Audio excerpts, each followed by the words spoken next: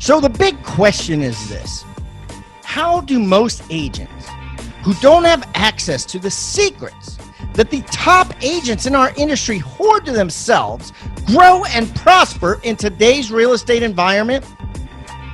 That's the question. And this video podcast is the answer. I'm Pat Hyben, and welcome to Real Estate Rockstars. Rockstar Nation, thanks so much for listening. Don't forget to stay to the end, where our guests will be offering a free gift. As you know, all of our guests offer a free gift, and all of these gifts can be found on the Agent Success Toolbox. You could find that by going to hybendigital.com/toolbox, or simply texting the word toolbox to 444-999. That's toolbox to 444-999. I am going to put today's free gift in today's show notes, but if you want all of them, including gifts from most of our guests that have come on the show, just go to the Agent Success Toolbox.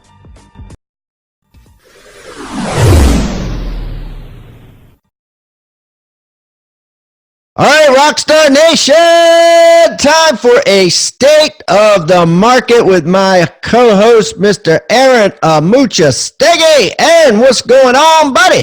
Hey, what's up, man? I cannot wait to talk about this stuff today. We hit the end of the year. The real estate market and the real estate news is going to be a ton of fun. So talking about real estate news, Aaron, let's start out with some real estate news about Real Estate Rockstars and Rebus University. Talk to me about this, dude. Yeah, so Pat, Pat and I have been talking for a long time about how we could start to work together and do more stuff. You know, like we mentioned last time I was on here, I love everything real estate with our different businesses, and we're super excited now that our other company, padhawk.com, that creates real estate software to help real estate agents get leads, get listings, has now merged with Real Estate Rockstars and Rebus University as kind of the official platform. So over the next year, you're going to start to see, even over the next few weeks, you're going to start to see some additional hosts coming on, trying to add on new topics. We're going to be trying to share more about, different software and training opportunities. If you haven't signed on to Rebus yet, for Rebus University, we're adding more classes, more coursework, trying to really take everything that Pat has done so far, pour gas on it, and really add fuel to the fire. That's awesome, and I'm excited.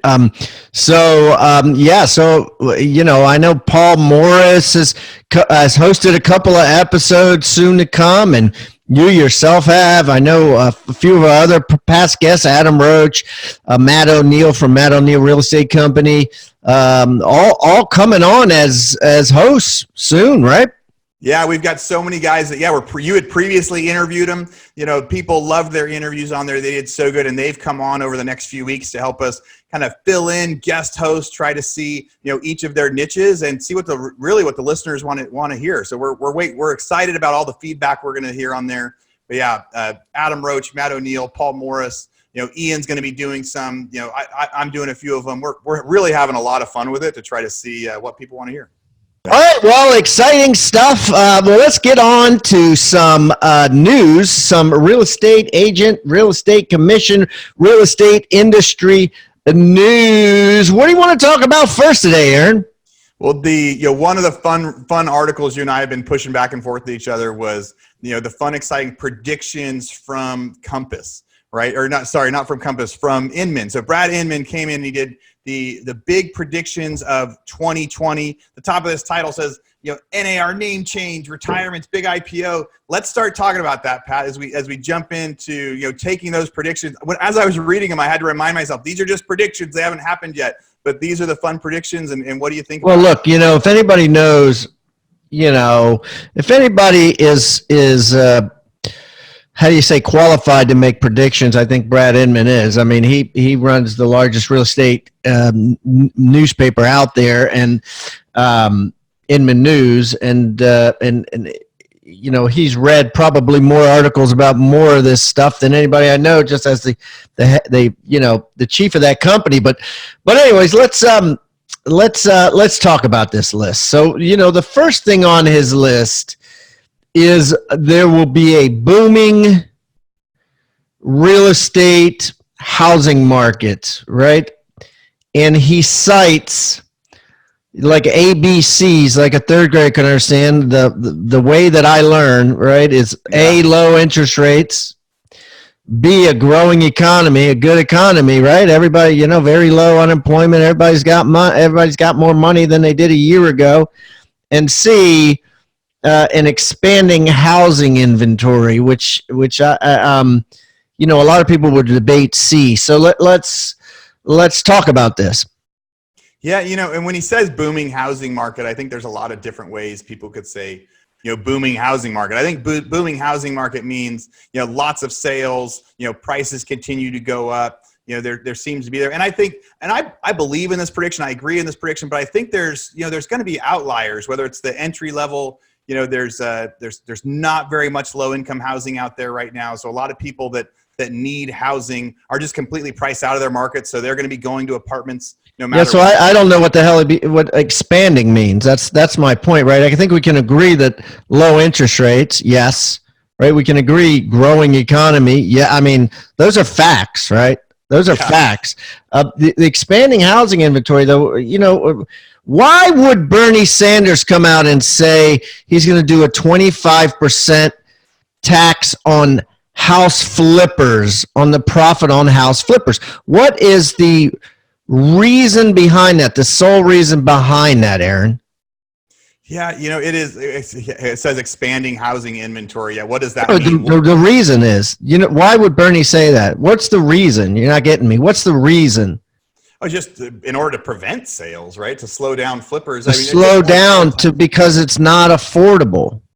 Yeah. Because the poor people can't buy houses, right? Because the flippers like you are making these houses too expensive and they're not affordable. That's why he wants to tax flippers, right? So there's a lot of people that are agreeing with Bernie Sanders and saying, yeah, there's not enough affordable housing.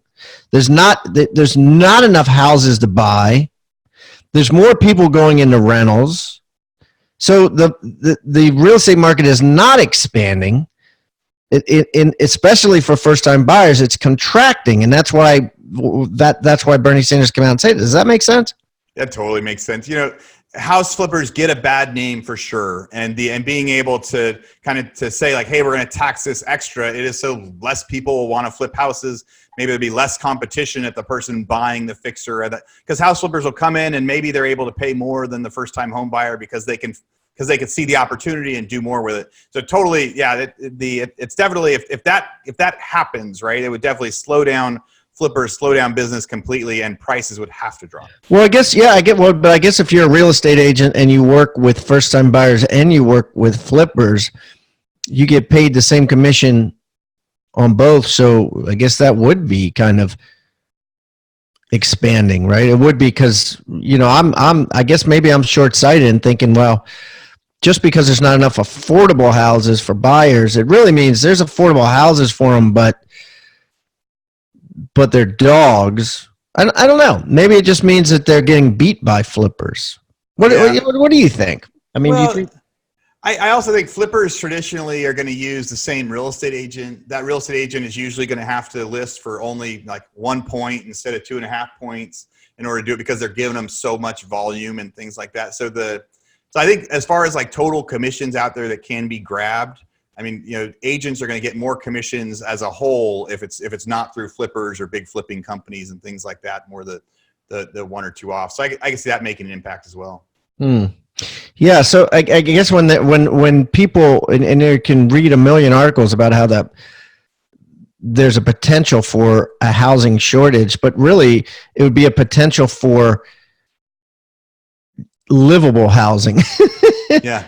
There's plenty of housing. Look at Chicago, right? The streets are lined with vacant houses in areas, Baltimore too. So you would call that housing, but it's not livable. Yeah, I'll never forget the first time I walked down the street in Jackson, Mississippi. There was just hundreds of vacant houses on either side. But yeah, and they're not houses where people want to move to. So many people are moving from California to Phoenix and California to Austin, Texas. So there's not necessarily a shortage in California anymore, but now there's going to be a shortage in those areas where people are flying into.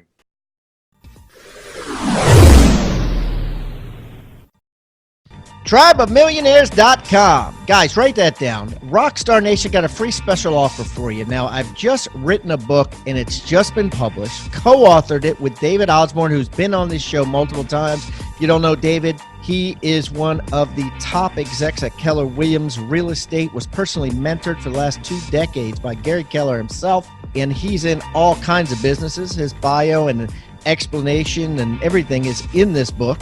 But anyways, David and I got together. We decided to write a book. We called it Tribe of Millionaires. And I guarantee you it's going to change your life. To find out more, just go to tribeofmillionaires.com. We're going to give it to you absolutely free. Only thing we ask in return is, of course, number one, you pay the shipping. Not a big deal. But number two, that you go on Amazon and write us a review. We're really looking to get an incredible amount of reviews, and because of that, we're giving this book away for free. Go to tribeofmillionaires.com today.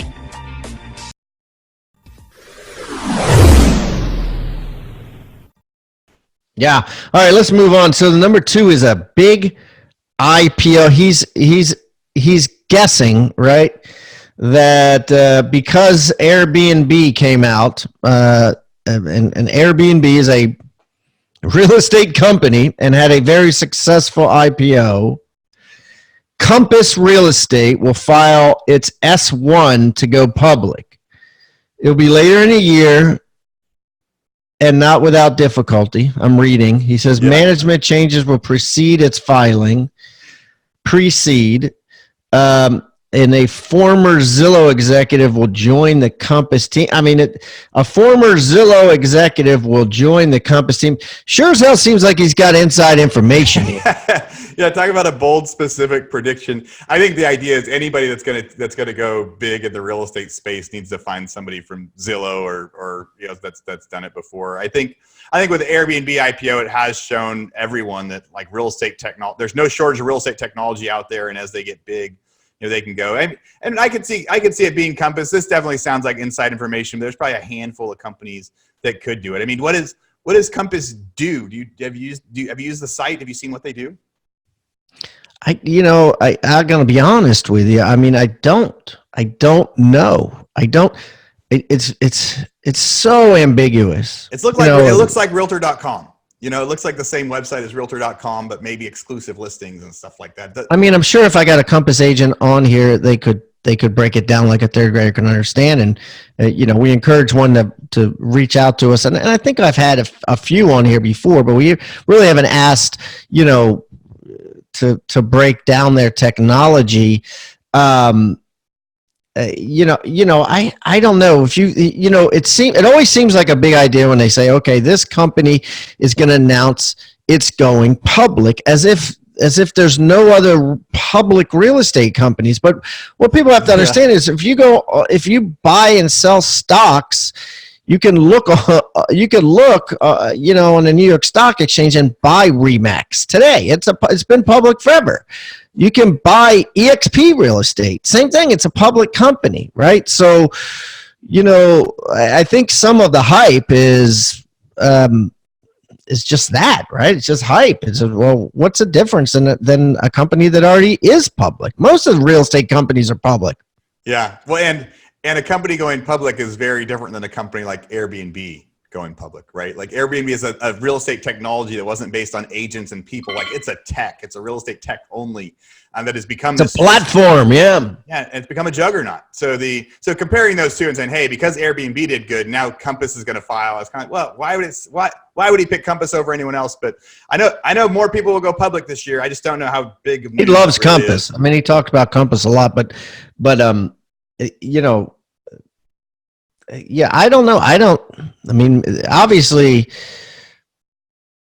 there's something behind the prediction, If this one gets exactly right, somebody's going to be asking him if he bought that stock early and what did he know, because it's a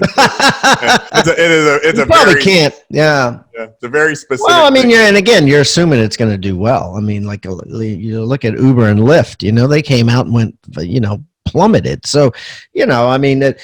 Again, it's hype, right? It's IPO. It's IPO. What's the big deal? Well, EXP is public. You don't see people being like, "Oh my God, hurry up!" And same thing with RE/MAX. RE/MAX has been going, and same thing with Reology and Warren Buffett, and his companies, right? All that stuff's public. So, but anyways, it's interesting, right? It's news. Let's move on. Let's talk about number 3. He's got here Reology's iBuyer program. And again, talking about public companies, right? So you got they own Better Homes and Gardens, right? They own Century 21. They own Coldwell Banker. They own ERA, and they own Sotheby's, right? So this is a big operator, right? They are expanding their tech called RealSure, right? And basically, he's saying that the RealSure, which is their iBuyer, I'll buy your home for cash, is going to partner with Zillow or Opendoor. Tell me about this. Yeah, there's so many iBuyers out there, right? There's no shortage of iBuyer companies out there.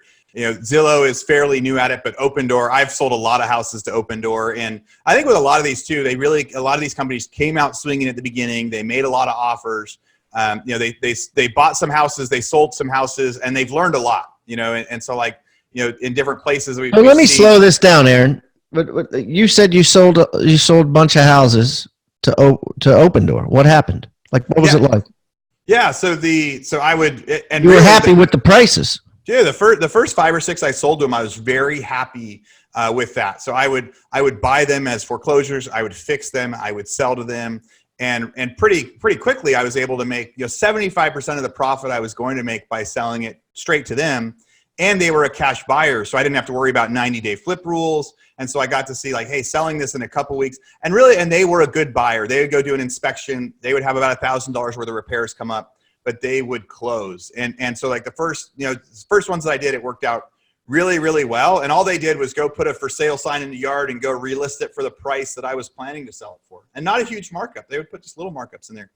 More recently, their offers haven't been as good. And a lot of the staff that they had in the Austin area, their office is much smaller there now. So I think they learned a lot, and maybe they've gotten a little bit more selective on their stuff. So I haven't been able to sell them anything in a few months.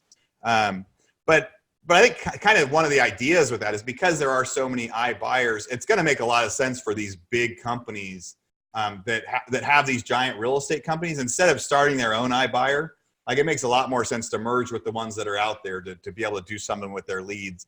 And I think Opendoor is probably ideal for that. I mean, they've raised a whole bunch of money, but I've seen them, just doing less deals than they were when they started. So part of the deal with the RealSure platform currently, right, is not it's not so much I'll buy your house, but it's that I'll make you non-contingent on your move up. Right. And the way I'm going to make you non-contingent on your move up is I'm going to give you a letter that says you're going to say that you're a cash buyer, right? Buying your move up house. And I'm going to give you that via a bridge loan, right? And then I'm going to charge you 2% on your bridge loan, right? On the house that you're buying, right? So take that out. So I'm getting ready to list my house for sale and go make an offer to somebody else. And what these guys are saying is, hey, we're going to give you a loan on the existing house that you're at. So that way you don't have to sell your house first. It kind of does it in the right order, right? People, they don't have to sell their house, then move. They can actually make an offer with this company. Yeah, so they got competing offers, and they're like, oh man, I can't compete because I got all my equities in my primary residence. So RealSure says, we're gonna pretend like you're a cash buyer, and you're gonna be able to write an offer that says I'm cash, so that you beat out the 7 other offers. Right. Well, and that's some of the other news that we saw too, right? Is there's new companies coming out there doing the same thing, Yeah, Tim Heil has one called Homeward. They just got $25 million in funding, which is a lot of money, to do the same thing, right? To basically. Well, here's the thing. Let me be devil's advocate for a minute, right? Okay. So I get the premise, right? I get the premise that, part of our iBuyer program is, hey, you know what? Don't sell your house short, right? Don't give away your house just yet. Let me make you non-contingent. You buy this other house, and then you could sell your house at market value, right? So it's part of that process, right? And the way we're going to do this is we're going to give you a letter that says you're a cash buyer, even though you're not a cash buyer. And we're going to buy the house for you. And then you pay us, like Homeward's company, right? Homeward, the startup, charges 1.9%. They actually buy the house. And then when you sell your actual house, you buy it from them. They promise not to sell it to anybody else. It's like getting to take it off the market. You're saying, hey, take this off the market so it's mine, then I can sell mine. It's definitely a need, right? And that just goes to show how many giant companies are starting to invest in real estate right now. Because when we started flipping, we needed 10 or 20% per house. And these companies are saying, hey, there's like a 3 or 4% margin here that we could do. You know, it's the same. It's similar. Is a margin enough though? Like, so, okay, let me just go back to Homeward, right? 1.9%. I know in Maryland, the transfer taxes are 2%, right? 1% to the buyer, 1% to the seller, usually, roughly, right? So if Homeward's charging 1.9, then that leaves 0.9%.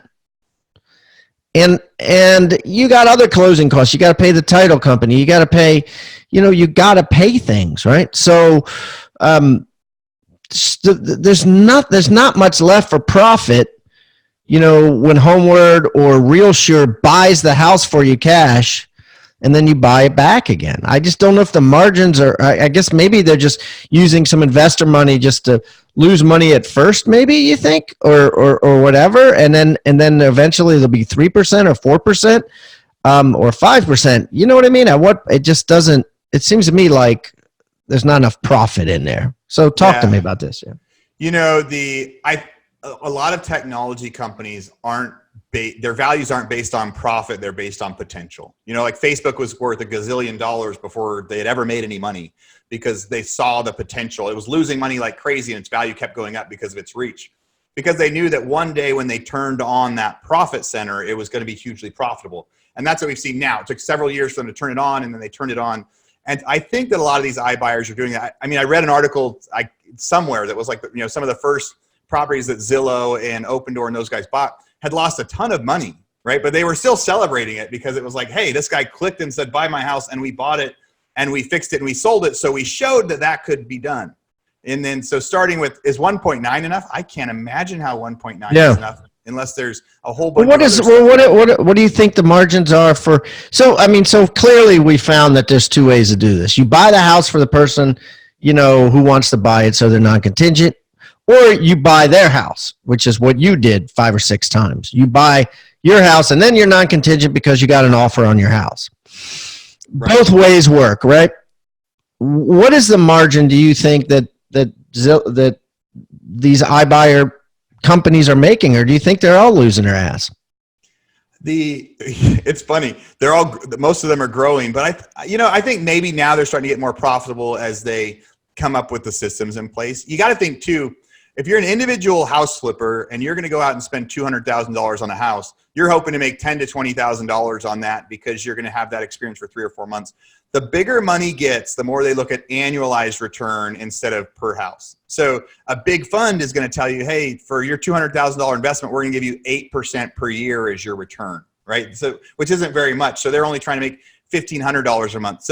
So the more, once they get the systems in place where it actually operates like a fund, where if it's 1.9% and their average hold time is like 60 days, or something like that, you could look at that and say, all right, that's a 12% annual return. There's room for that. But that requires systems. I mean, I think when they start, they all lose their ass. And then as they get better systems and they start to tighten up their overhead and things like that, they can become profitable. But so far, I don't know. I don't know who's the most profitable yet. I think still they're trying to prove out like, hey, this is a system that could someday be profitable. Yeah. And there's a ton of money so that kind of leads to his other prediction here. He says, iBuyer market share will surge. And let me tell you that, let me read this to you.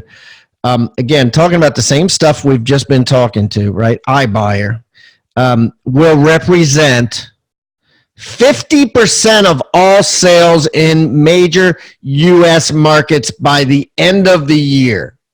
50%. Every successful agent and broker will offer an instant offer solution on their own or in partnership with another company. That 50% is bold, right? But I don't know. I think everybody is. I mean, you have more and more sites that are coming out there that's going to say, hey, we'll make you an offer right now. So the way he says it is some version of iBuying that says, hey, I'll make you an offer now. So at a brokerage level, these big companies, you're going to, I think at a high level on Keller Williams, those on their main website, they'll have an opportunity for, we'll make you an offer or we'll list it. Whereas before it was just a catchy thing that would set people apart. I think everybody out there is going to offer some version. I don't know. I have a tough time thinking that 50% of them will have an iBuyer version like Open Door or like Zillow, where you get a true offer in like a real one. You're saying you're saying all be marketing like a bait and switch. Oh yeah, we have one. Here's what it is, but you don't really want that. You'll make more money if you work with me and put it on the regular multiple list and do open houses and stuff. Oh, is that what you're saying? I have received so many letters from agents that just for the house that say, hey, we'll buy your house for $100,000 or we'll list it for you for $200,000. It'll take whichever one you want, right? So you're saying that if this 50% number may be true, but where you're disagreeing is you're saying that, yeah, that 90% of those 50% don't really want to buy their house, right? They're just giving them lip service. Yeah, or don't really have the ability, right? It takes a lot of effort, and our businesses have tried it and done okay with it, but it takes a lot of effort to actually deliver an offer quickly, be able to deliver an offer that you can close on without it being some form of a bait and switch. It's a hard business. 10% will be able to do it successfully, or actually put their money where their mouth is and close on a house.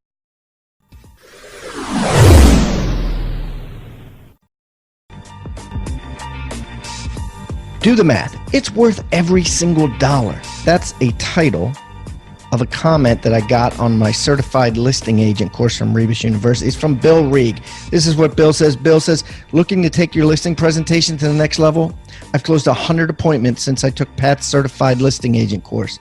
5 appointments, 5 new clients, 60 days. Boom. Do the math. It's worth every single dollar.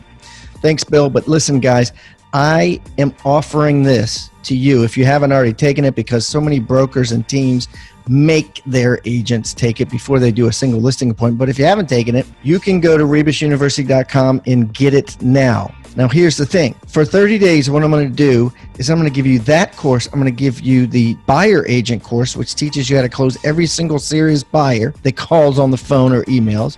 The certified team agent course is taught by Jeff Cohn, one of America's top agents, on how to build a team from 0 to hero to hundreds and hundreds of units every year, step by step. It's like a 12-hour course, plus 7 other courses. Yes, you heard that right. All for a measly $127 a month. If you were to go to Rebus University and buy these courses individually, it costs you over $10,000. But today, if you go to futureofrealestatetraining.com, that's futureofrealestatetraining.com, you'll learn what Bill Reeg did, which is how to close 100% of the listing appointments you go on. Quite impressive. And you'll learn all the other incredible details provided in the 11 5-star courses that are offered. Yeah, it's like all you can eat bazaar. You go in now and you pay $127 a month. If you can eat all 11 courses in 1 month, that's all you pay is $197. This is a bargain, guys. Get it now. Futureofrealestatetraining.com. Hey, Real Estate Rockstars, this is Pat Hyben, and before we jump back into today's content, I want to tell you about an extraordinary offer from an extraordinary company. I'm talking about My Outdesk. If you haven't heard of My Outdesk, basically they're a virtual assistant company, a VA company that specializes in virtual assistants for real estate agents. Yeah, I'm talking about transaction coordinators, marketing assistants. I'm talking about ISAs, inside sales agents that prospect thousands and thousands of seller leads and buyer lead follow-ups. I mean, these guys are trained in this stuff specifically. You're not using a company that doesn't know or understand real estate sales. 4 out of 5 of the top teams in the US use my Outdesk for their virtual assistants. And because I know the owner, Daniel Ramsey, I've known him for over a decade, and I know how awesome and incredible this company is and how it saves agents thousands and thousands of dollars every single week and makes them thousands and thousands of more every single week, we're going to give you a $400 coupon off of your first month of a virtual assistant and give you a free book entitled Scaling Your Business with Virtual Professionals. So you can read it and look into it before you decide anything. It's called Scaling Your Business with Virtual Professionals. And you can get it real easy. All you got to do is text the word HIBAN, H-I-B-A-N, to 31996. That's H-I-B-A-N to 31996 and download your free book, Scaling Your Business with Virtual Professionals. And don't forget to mention also that you get a $400 discount, which will give you a coupon for that when you download the book. Thank you guys, and I hope you enjoy and make a ton of money using my Outdesk.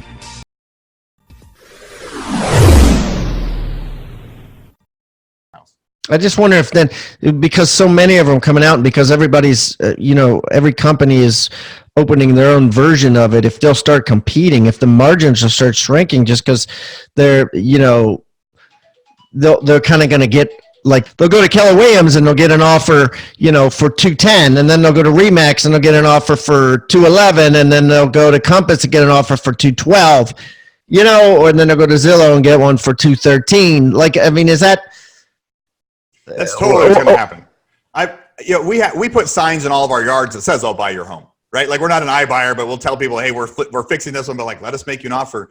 And they will. If anyone that calls us, they send us the offer from Open Door and Zillow, and they're like, "Hey, can you match this? Can you do it?" So they're definitely competing them. People are naturally having them compete. One funny twist that we talked about it last time is people won't be able to wholesale anymore. People won't be able to do pocket listings, off-market listings. I think a big version of iBuyers is that they're making an offer and then they're slow this down. Slow it down. Why? Well, so a lot of the people that are making the offers, they'll make $100,000 offer, even Open Door, but the smaller versions, Open Door is closing with their cash, but the smaller versions, they make an offer, you agree to it, and then they send that contract out to somebody else and say, "Hey, I got this tied up for $100,000. Do you want to pay me $110,000? The NAR ruling a couple of weeks ago was you can no longer do pocket listings like that. So I think that'll affect the iBuyer a little bit. I see what you mean. Yeah, because we talked about that. Yeah, and but let's think about this. But the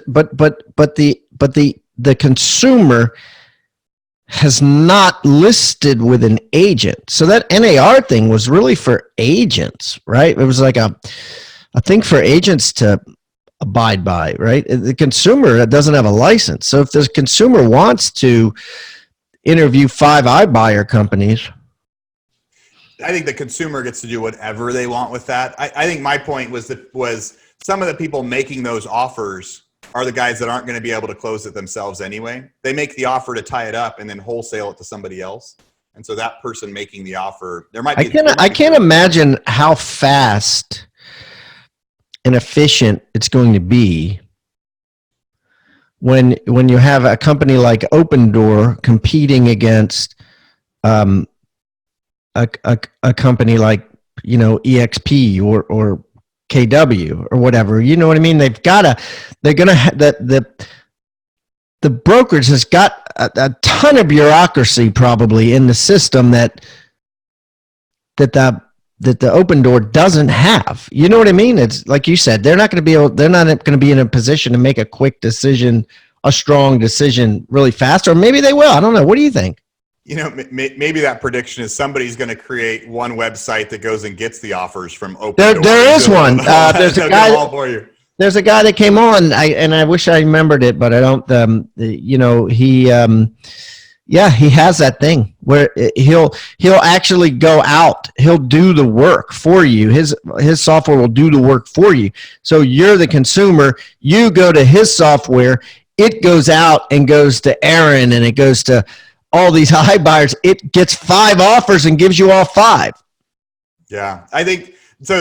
So that's the technology that is proof that the margin for those iBuyers is going to go down on the actual purchase. The only thing that's going to make them profitable is if they also get their operations, if they cut those operation costs now that they know how it all works. And those are the perfect businesses for mergers as well, right? All those different iBuyers can merge into one. They get to cut their overhead down to one and do 10 times as many transactions.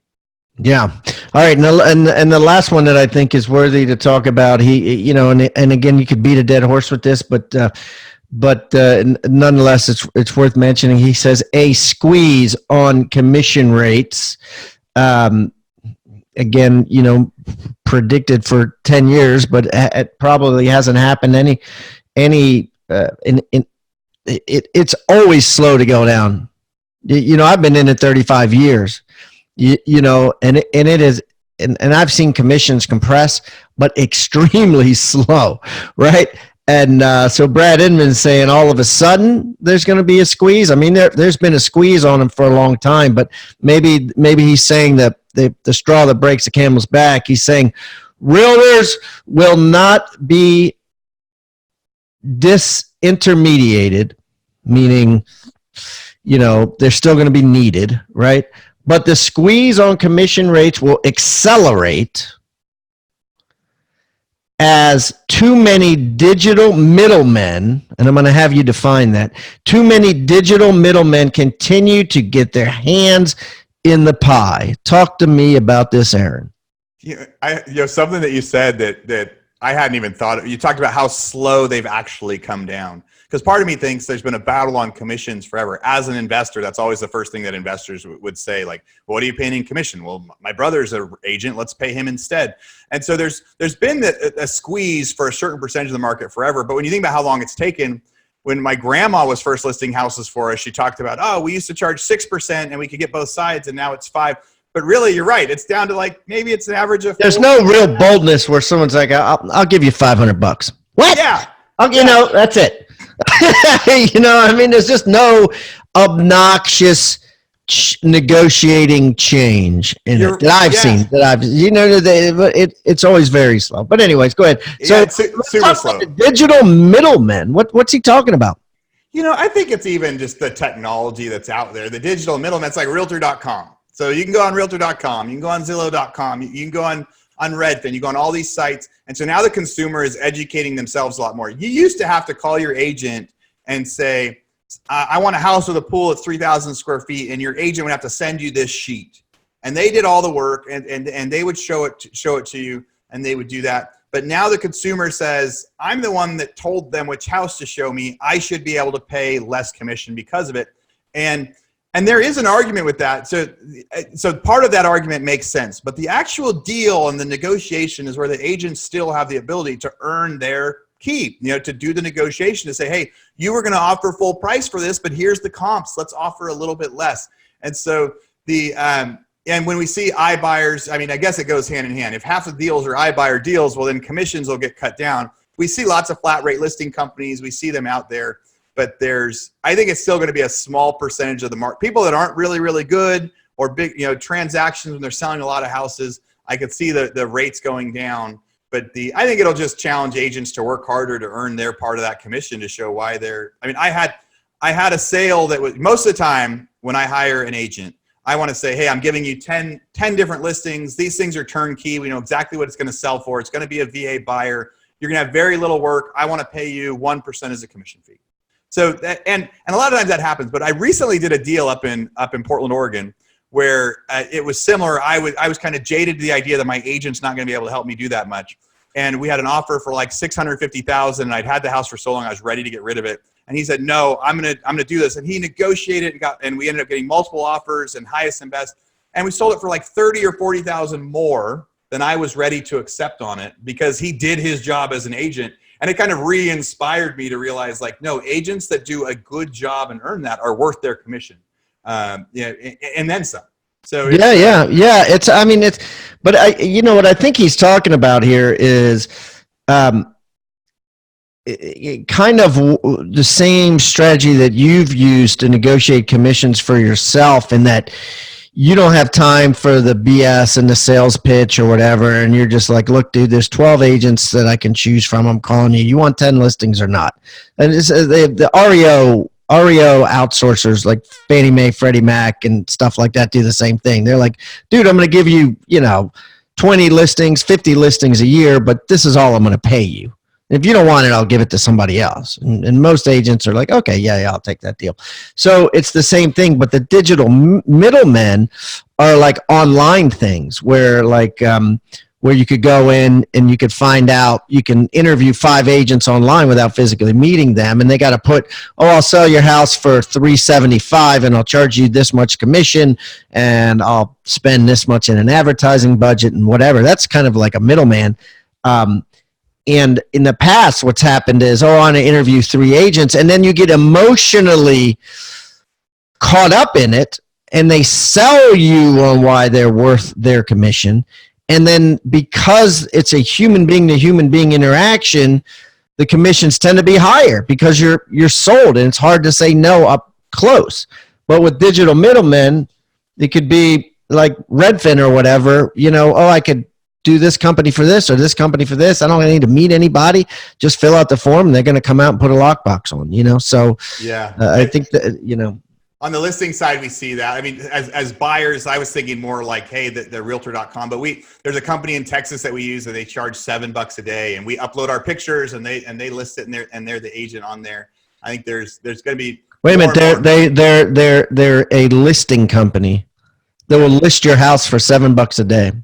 Yeah, they'll take the professional pictures. I've never heard of this. Yeah, they'll upload it. They charge $7 a day, for the listing, and so you've had that house 90 days. You end up paying $600 for the commission. Yeah, but they don't.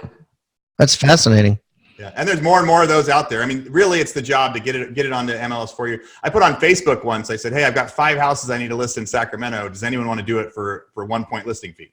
Right. And within an hour I had like 50 messages, and I was like, yeah, that's the other version of a middleman, is just exact same thing. Yeah. Exact same thing. You know what I mean? You were the digital middleman was Facebook. Yep, exactly. Like, I don't want to meet you there. I don't want to talk about it. Right. You know what I mean? Like, I really, don't want to get caught up in emotionally. And then it takes the ability for the agent to build a relationship out of the transaction, and causes what Brad is saying here, a squeeze on commissions.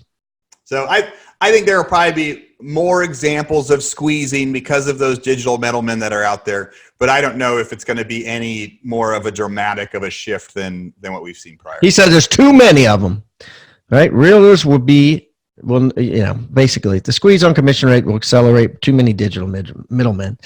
Well, and also he said get their hands on the pie. So I think he's talking about OpCity and Realtor.com and all these other companies, Zillow, that are taking part of the commission, taking referral fees, right? Exactly.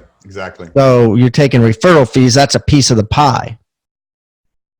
Yeah, there's and more and more people. I mean, so much technology coming into real estate. There's so many transactional type things and fees that are coming on that come with that technology too.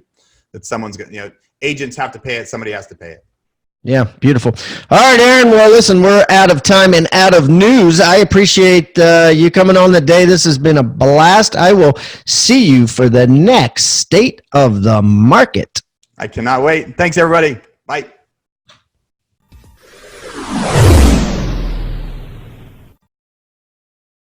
I want you to think about the word toolbox. What is a toolbox? A toolbox is a box full of tools that you use to build something great. At Real Estate Rockstars, we've created our own free toolbox. So everybody that comes on the show as a guest brings a tool with them, and we plow them all into this toolbox, and we give it away for our viewing audience to basically use as they wish. Everything we put in there is an actionable item that can be downloaded, can be printed, can be used immediately. And we got things like scripts and dialogues, checklists for teams, checklists to keep agents accountable, referral forms that are filled out at settlement to get referrals by your buyers and sellers. Everything you could think of that you could use on a regular basis about real estate is included in this toolbox. And it's helping agents worldwide sell more houses and make their jobs a lot easier and processes much more efficient. And the thing is, it's absolutely free. All you got to do is go to hibandigital.com/toolbox or text the word toolbox to 444-999. That's toolbox 444-999. Do it now. Rockstar Nation, thank you for listening to Real Estate Rockstars. Listen, I need a favor. If you find this free content helpful, if you find our downloadable items from each guest helpful, please, I need you to pull out your pointing finger. Yes, the one finger that points at people, and hit subscribe. Yes, subscribe. The more subscribers we get, the better we look in the ratings, and the easier it is to get guests like Robert Kiyosaki, Barbara Corcoran, all the players that are on $1 million listing in the different cities. All that stuff makes it easier the more subscribers we get, so please subscribe. And listen, there's a lot of places you can leave comments. There's a lot of places you can like. We're on Facebook. We have an Instagram page. Instagram page is I am Pat Hyben. The Facebook is Real Estate Rockstars Radio. Feel free to leave us comments there. The most popular form of commenting seems to happen on YouTube. Yes, for whatever reason, it's a very open environment. So just go to YouTube and go to Real Estate Rockstars Radio. Leave us comments there. Some of them we will read on the show. We love your feedback. So thanks, guys, and I hope you are having a great day. Oh, and also, listen, if you're going to subscribe and you haven't already left a review on iTunes, please do that too. Have a great day, and thanks so much, Rockstar Nation. I really appreciate you.